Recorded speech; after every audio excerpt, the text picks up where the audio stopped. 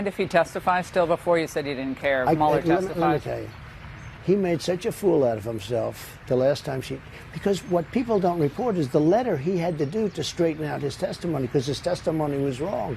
But Nancy Pelosi, I call her Nervous Nancy, Nancy Pelosi doesn't talk about it. Nancy Pelosi's a disaster, okay? She's a disaster. And let her do what she wants. You know what? I think they're in big trouble. That was the President of the United States using the 75th commemoration of D-Day as an opportunity to attack his political rivals, Nancy Pelosi and Bob Mueller. And he did so not only on the anniversary of D-Day, but he did so in front of a gravesite in Normandy of fallen American soldiers who died on the field in a foreign theater of combat. I want to ask a question that I already know the answer to, and you already know the answer to. When will conservatives have had enough?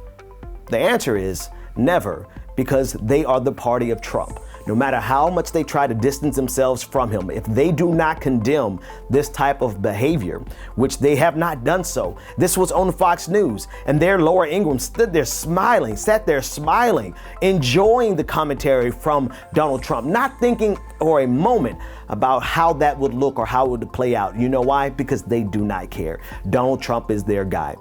John Boehner, former Speaker of the House, tried to distance himself from Donald Trump on last week, and this is what he said, quote, "There is no Republican Party. There's a Trump Party. The Republican Party is kind of taking a nap somewhere."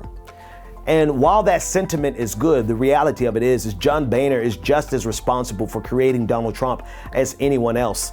Conservative commentator George Will had this to say on MSNBC. He said, "The Republican Party has become a cult because of an absence of ideas, because they have jettisoned the ideas for years, decades, all of the 20th century almost."